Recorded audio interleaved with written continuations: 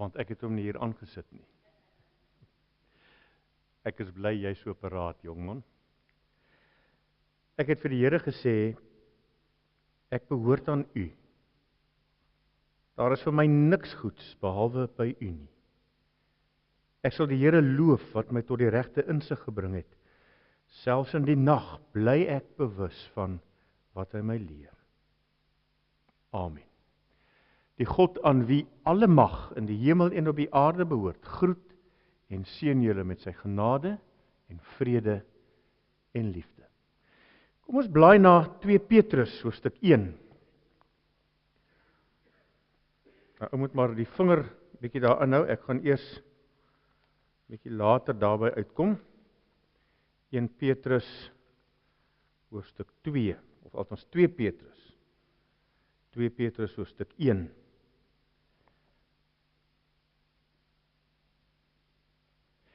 Here onse God, ons is hier vanaand, omdat ons glo dat U met ons 'n afspraak het. En benewens die feit dat U in Hebreërs vir ons beveel om hier te wees, weet ons dat juis ons klompie is hier, omdat U iets op die hart vir ons het. En ons bid dat ons alles wat kan skeiding maak, van ons sal afskuif, dat ons regtig sal hoor wat die Here vir ons wil sê. Ons bid dit in Jesus se naam. Amen. Broers en susters, as jy vir enige Christen vra, wil jy graag geestelik groei? Dan is die antwoord in 100% van die gevalle ja. Ek het nog nooit in my lewe 'n Christen gekry wat as jy vir hom vra, wil jy geestelik groei, sê nee nie. 100% van die kere is die antwoord ja. Maar elke keer as jy vir 'n Christen vra nou, wat is jou plan om geestelik te groei? Dan kyk hulle jou aan of hulle nie verstaan wat jy sê nie. Nou weet ek nie, ek twyfel of een van ons so 'n oorlosie het. Maar jy kry 'n oorlosie, en ek het nou by Anthony, wat baie meer clued up is oor die goed, by Anthony gaan hoor, dit is blykbaar die Apple Watch wat dit onder andere kan doen. As jy 'n sekere applikasietjie aflaai, 'n toepassingkie, dan praat die oorlosie met jou mediese fonds. Ek weet nie wat hy uit die ding moet noem, of jy dit 'n mediese fonds oorlosie moet noem nie, maar hy praat met jou mediese fonds. So by gebrek aan, ek weet nie wat om dit anders te noem nie, kom ons sê dis 'n mediese fonds oorlosie. Nou in die ou dae het jou oorlosie vir jou gewys hoe laat dit is, en nou praat hy met jou mediese fonds, en ek weet nie eens wat hy sê nie. Maar die feit is, daai oorlosie is gevaarlik. As ek so een koop, daarom het ek nie, sal daardie oorlosie waarskynlik die stuipe kry. Want hy weet presies hoeveel tree jy 'n dag behoort te gee, en hoeveel tree jy in der werklikheid gee. En dan gaan skinder hy by die mediese fonds daaroor. Hy weet hoe jy oefen in die gym, of hoeveel tree jy op 'n fiets moet trap, Lisa wat nou blykbaar wil fietsry, en dan gee hy dit deur na die mediese fonds toe. Maar die feit is, so oorlosie weet, as jy so een het, dan weet jou mediese fonds presies wat jy doen. En as ek baie bang as jy daar by hom instap en sê, jong, maar dit en dit, dan sê jy, dis omdat jy nie 6000 tree gegee het nie. Jou mediese fonds weet presies aan watter program jy deelneem en wat jy nodig het om gesond en fiks te wees. Hulle kan dit monitor. Eintlik weet ons dit op soveel plekke in ons lewe. Is eintlik vanselfsprekend. As jy werktuigkundige is, dan weet jy immers presies wat jy moet doen om 'n kar se remme te stel of om sy tyd te stel. Jy weet wat die stappe is, want dit is immers jou werk. As jy op skool is, dan weet jy wat jy moet doen om van die een graad tot by die ander een te vorder. As jy 'n sportman is, dan weet jy wat jy moet doen om fiks te wees. Jou afrigter weet. Hy werk vir jou program uit, of jou gym-instrukteur werk vir jou program uit. As ons egter by ons geloofslewe kom, dan slaan ons toe. Dan het ons eintlik geen idee hoe om geestelik te groei nie. Nou wil ek graag vanaand saam met jou die Here se woord 'n bietjie bekyk vanuit 2 Petrus 1. Is vir my eintlik een van die heel beste groeilesse wat daar in die Bybel is, wat vir jou wys, nou ons hoor baie van die carbon footprint, deesdae die koolstof voetspoor. Nou hierdie groeiprogram lyk dit vir my wys vir jou hoe dat jy in die koninkryk van God 'n geestelike voetspoor kan los, 'n voetafdruk vir die Here. As jy weet, hier is God se program. Nie myne nie, God se program. Wat vra die Here van ons as ons geestelik wil groei? Wat sal in God se oë 'n geestelike groeiprogram wees? Wat is sy plan vir 'n geestelik fikse lewe? Nou beskryf Paulus dit op 'n aangrypende manier en ek wil saam met jou lees 2 Petrus 1 vers 5.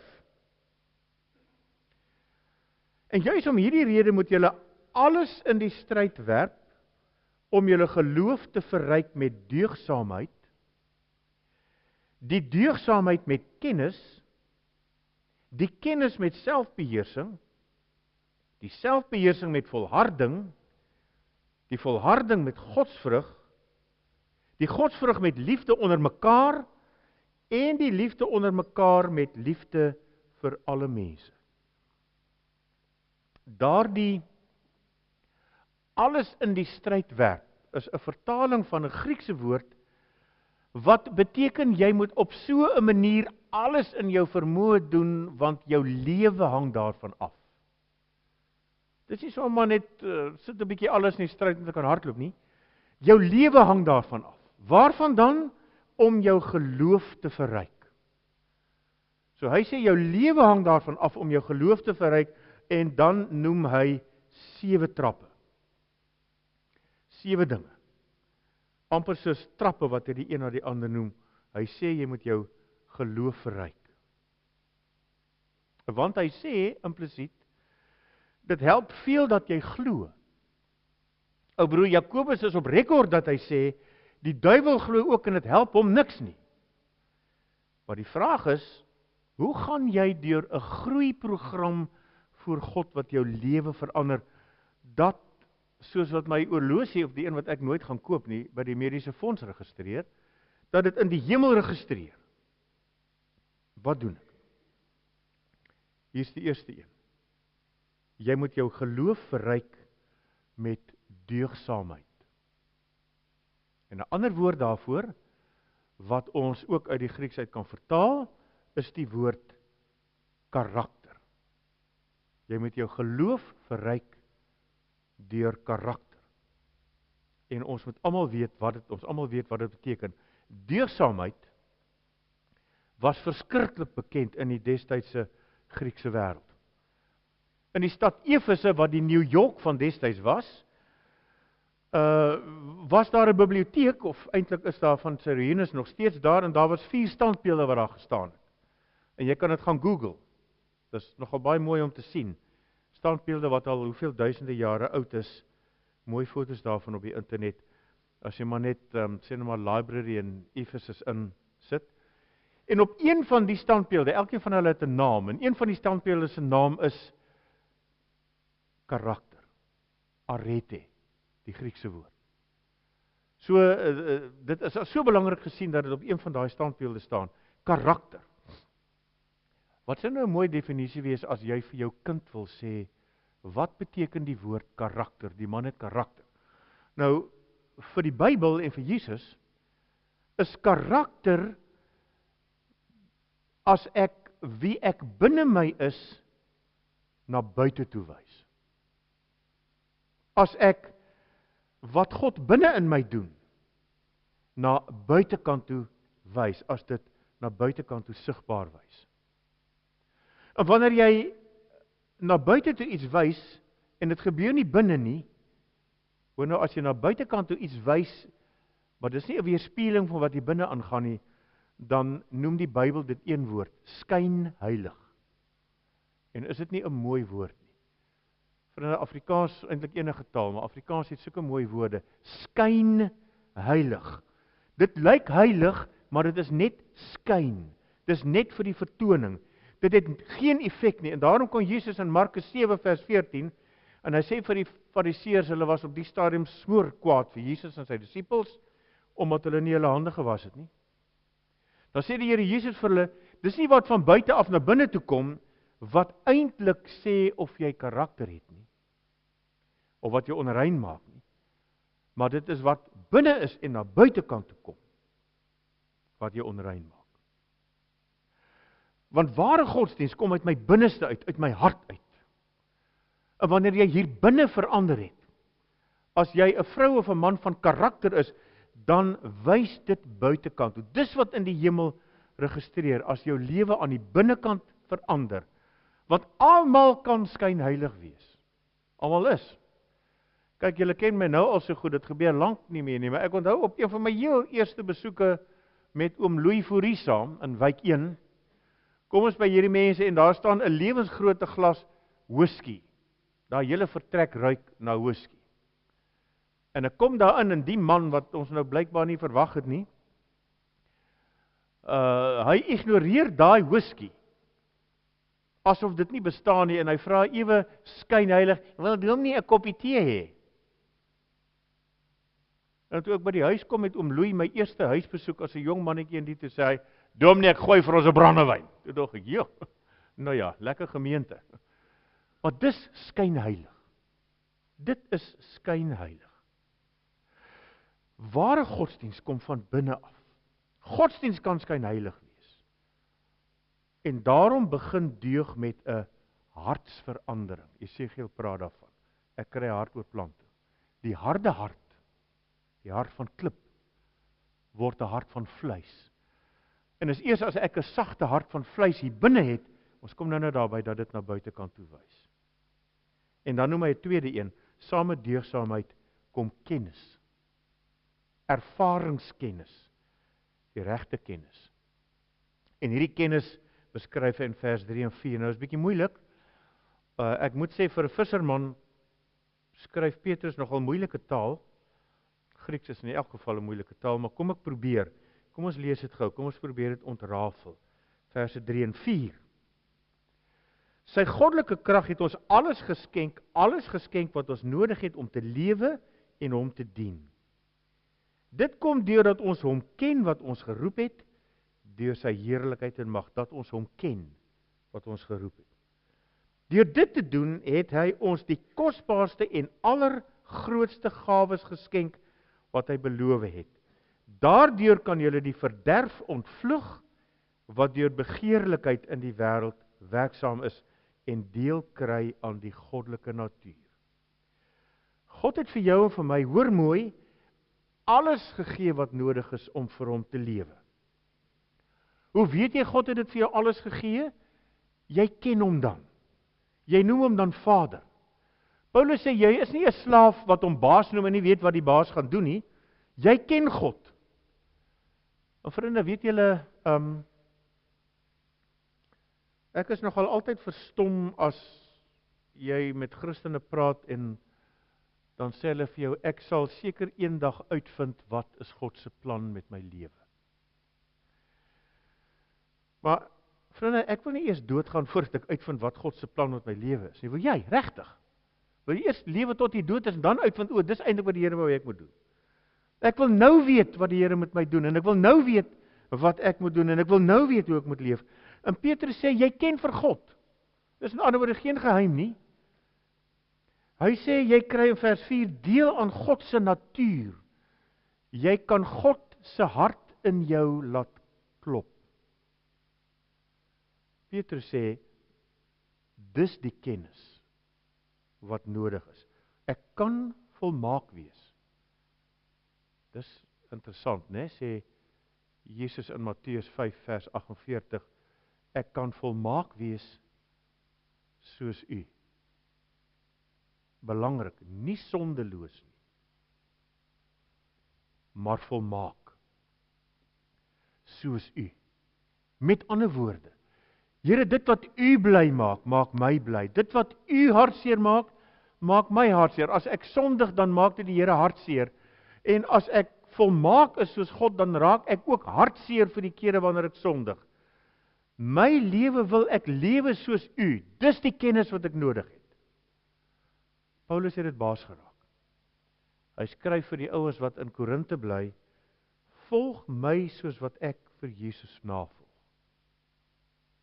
Dis nogal 'n tall order om dit te kan sê, né? Paulus het dit reg gekry. Hy loop op Jesus se pad en hy sê, ouens, dis nie so moeilik nie. God gee sy hart vir my. En weet julle wat is die dilemma? Vandat jy so groot is, hoor jy moet jou hartjie vir Jesus gee. Né? So die dilemma is ons almal gee ons harte vir Jesus. Maar Jesus sê nêrens wat ek kan lees, gee jou hart vir my nie. Hy sê, kom ek gee my hart vir jou. Het jy die verskil gehoor? Jesus wil nie my hart hê nie. Hy wil sy hart vir my gee. Want as ek my hart vir hom gee, dan is daar 'n probleem, want ek kan nie sonder 'n hart lewe nie. Maar as hy sy hart in my hart inplant, dan het daar die hartoorplanting waarvan Esegiel in 37 praat, plaasgevind. So ek kort karakter, dis hoe ek groei. Hoe gaan ek dit monitor? Ek gaan my bes probeer om elke dag 'n besluit te neem wat uit hierdie oorgeplante hart van my kom. Ek gaan sê, Here, maak my binnekant en my buitekant dieselfde. Dat ek nie heilig skyn nie, maar skyn vir Jesus. Sodat elke besluit wat ek neem, gemaak word vanuit die oorgeplante hart hier binne. En tweedens, Here, gee vir my die kennis dat ek kan lewe na u hart. Waar kry ek die kennis? Ek het 'n vermoede, jy kry dit in die Bybel. Interessant, vriende, ek dink baie Christene is op 'n dieet. Daardie dieet wat so werk, ek probeer met so min as moontlik geestelike kos, soveel as moontlik groei. Ek probeer met so min as moontlik geestelike kos, soveel as moontlik groei.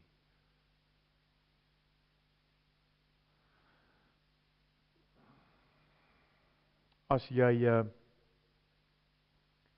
nie die Here se woord indringend bestudeer nie. Die Bybel praat op verskeie plekke van die woord eet. Dan sal jy nie die kennis ontvang wat jy nodig het om geestelik te groei nie. So as jy so min as moontlik met die Bybel te doen het, so min as moontlik en so vinnig as moontlik Bybel lees, wees gewaarsku.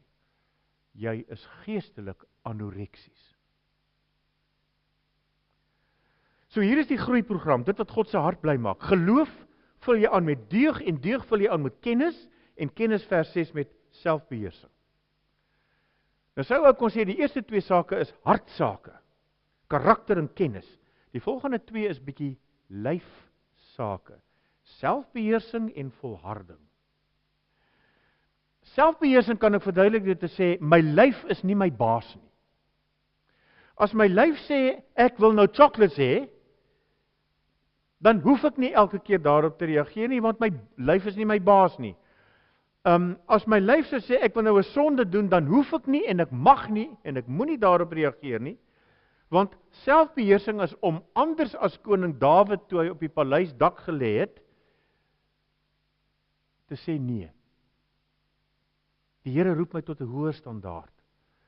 Ek is geroep om op die maat van ander musiek te dans as die wêreldse musiek. Hy het vir my 'n groeiprogram. Ek moet juis die een wees wat vir my vriende help deur te sê, ouens, in jou lewe moet daar 'n stuk selfbeheersing wees as jy 'n Christen is. Paulus skryf vir Timoteus, hoor hoe ongelooflik mooi is dit. Paulus skryf vir Timoteus, man van God, vlug van daardie dinge af weg. En dan praat hy van geldgierigheid en hy hy praat van hierdie begeertes en hy sê, streef na opregtheid, toewyding aan God, geloof, liefde, volharding en minsaamheid. Sien, dis hoe Paulus se groeiprogram werk. Gewoonlik dink ons, iemand is 'n sussie as hy weghardloop. Maar Paulus sê, 'n Christen is nie 'n lafaard as hy weghardloop wanneer sonde in die rondte is nie. Sien, jy kan twee dinge doen met versoekings. Jy kan dit water gee, of jy kan dit gif gee. Toe Dawid vir Batseba op die paleisdak beloer het, het hy water op die versoeking gegooi, en dit het gegroei, en toe tannie Potifar, die jonge Josefie, wou versoek, het hy gif daarop gegooi. Water of gif, albei werk baie goed. Ongelukkig net goed of sleg. Selfbeheersing. En ons lewe nogal in 'n wêreld wat hierdie goed in ons skele afdruk. 'n Christen sonder om al ewig teen alles te wees, sonder om 'n groot pretbederwer te wees. Want die Here, broer en suster, roep jou nie om 'n pretbederwer te wees, of om aanhoudend almal sleg te sê, of om aanhoudend almal sleg te laat voel nie. Nee, die Here roep jou net tot 'n heilige lewe. Hy wil vir jou die standaard lig, sodat jy die standaard kan lig. Almal rondom jou se lewe is in gemors. Maar jy is op my groeiprogram. Ek wil jou mooi maak. Ek wil jou lewe versier. Ek wil nie 'n slaaf maak van dit waarvan ander mense 'n slaaf is nie.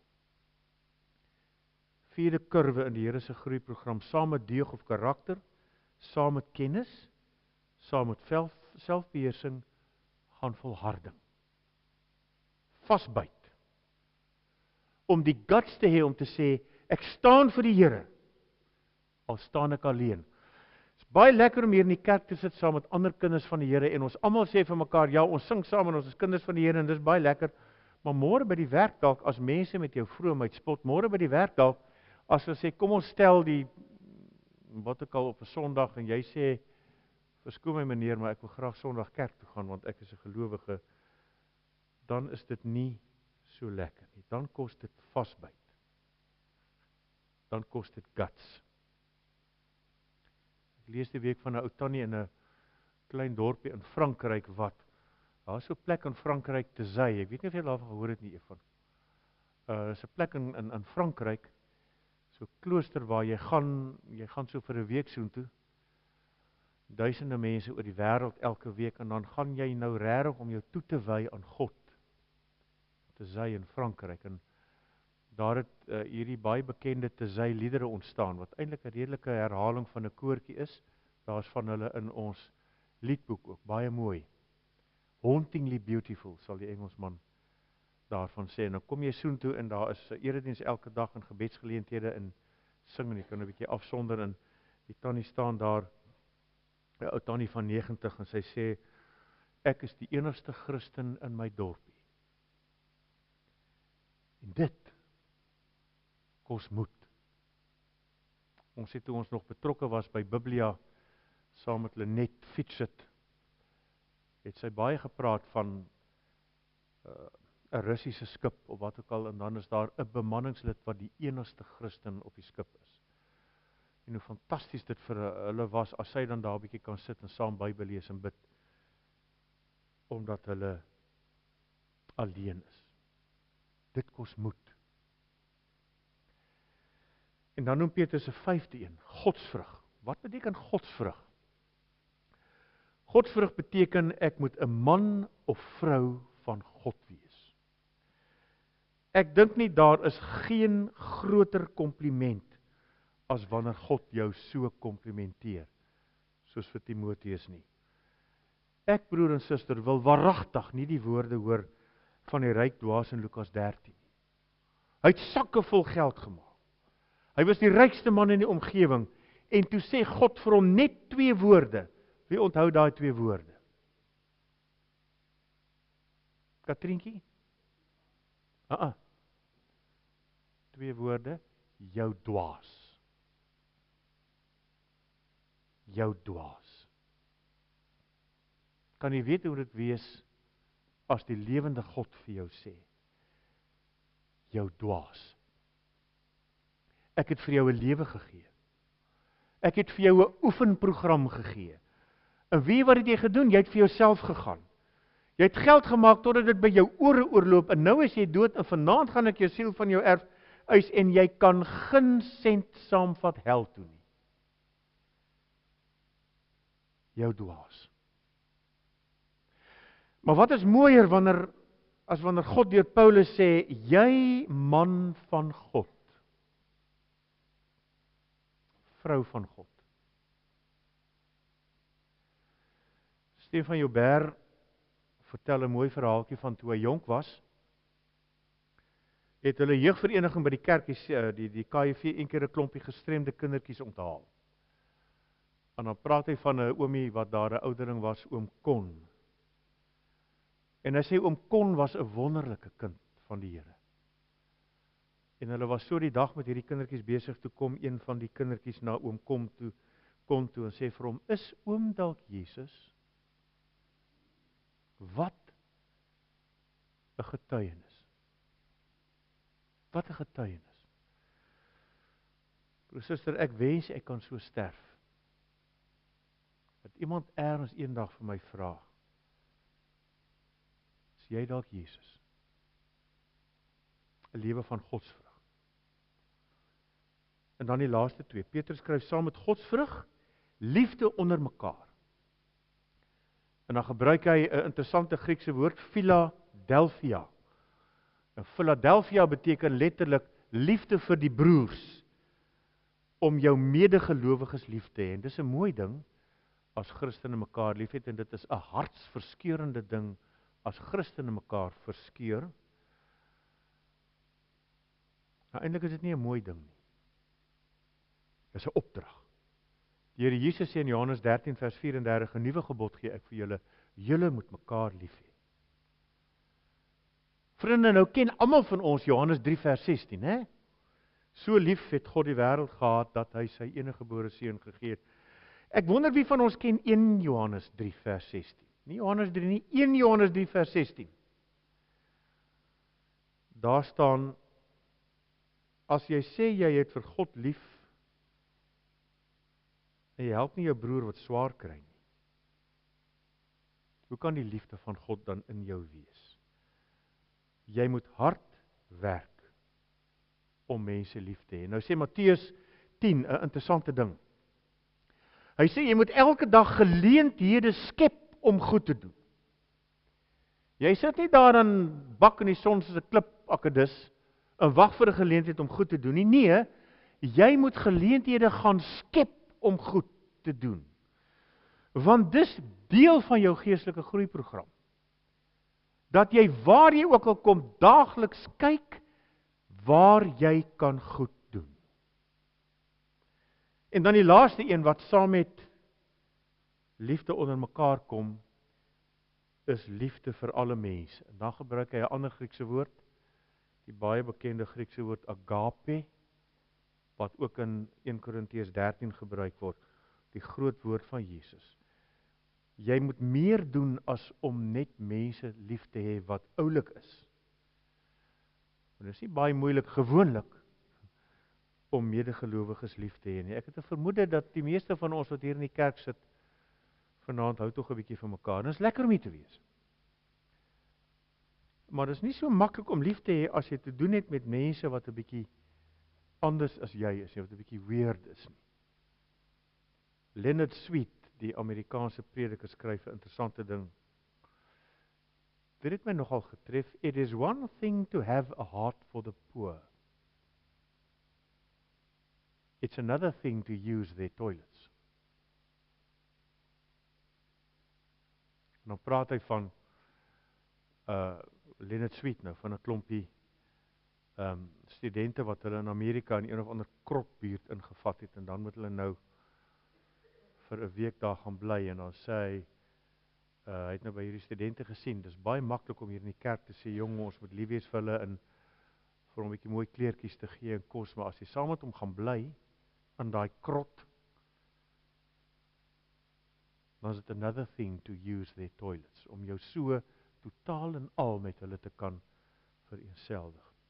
Vriende, ons kan godsdienst pleeg tot ons tonge uithang, maar die Here wil hê, ons moet groei. En ek het die idee as die Here so 'n oorlosie gehad het soos hierdie Apple Watch, dan sou ons bietjie in die moeilikheid gewees het, want ek vermoed almal van ons is maar bietjie geestelik onfiks. Maar nou gee die Here vir ons hierdie oefenprogram, en ek wil hê jy moet hierdie week saam met my bietjie gaan oefen. Dis wat die Here van ons vra. Hy sê, nee, ek wil dit nie net hê nie. Ons het aan die begin gesien, die woord wat gebruik word is, dit is 'n saak van lewe en dood. Jou geloofslewe hang daarvan af. So miskien moet ek en jy elke aand, of elke oggend hierdie week 1 Petrus 2, vers 5 tot 7 lees. Jou lewe, jou geloofslewe hang daarvan af. Kom ons vat saam, weet jy wat moet jy doen? Groei jou karakter. Met ander woorde, elke keer as jy iets doen, doen dit uit jou oorgeplante hart uit. Tweedens, kry die regte kennis. God wil in jou lewe wees. Kry die kennis oor God, oordink die woord, die Bybel. Derdens, selfbeheersing. Jy is nie 'n slaaf van jou lyf nie. Want weet jy ooit gesê, jy moet net altyd agter jou lyf se behoeftes aanhardloop. Jy het 'n tong, jy het 'n hart, jy kan kies, jy kan nee sê. Volg Josef se voorbeeld, nie Dawid se nie. Vasbyt, volhard. Dit is nie maklik om 'n Christen te wees nie, broer en suster, maar dis die ewigheid werd. Wees 'n man en 'n vrou van God. Godsvrug. Iemand op wie God trots is, sodat hy sê vir die engele, daar is my kind, kyk hoe skyn hulle so sterre. Wees lief vir die medegelowiges en gaan uit jou pad uit om aan ander gelowiges goed te doen. En wees lief vir ander mense. Laat die stad weet, laat ons Londen weet, daar's Christene in die stad. Mag die Here gee dat 2 Petrus van nou af jou en my oefenprogram sal wees. Amen.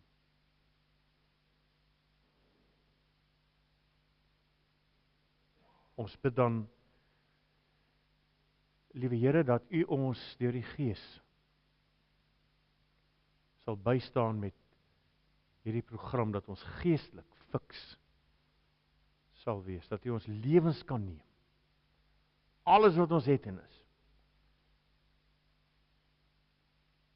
En help ons om elke dag opnuut geleentheid te skep vir 'n hartoortplanting, dat U hart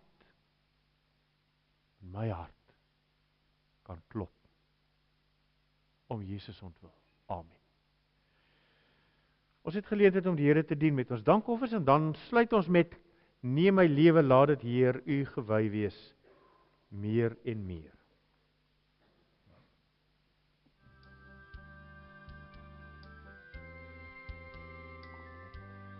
Ons is almal hier saam, vergader in sy naam verheerlik hom.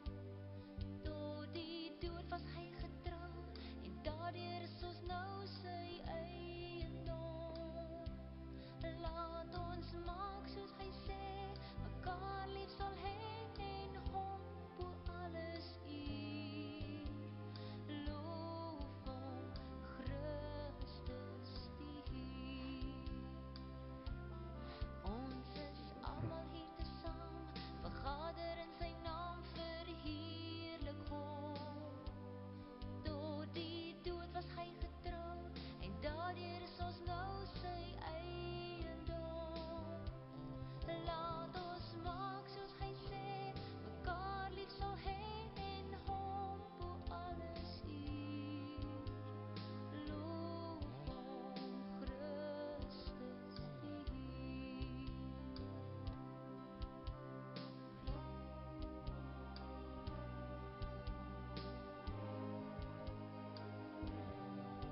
Kom ons antwoord op die Here se boodskap met neem my lewe, laat dit Heer U gewy wees.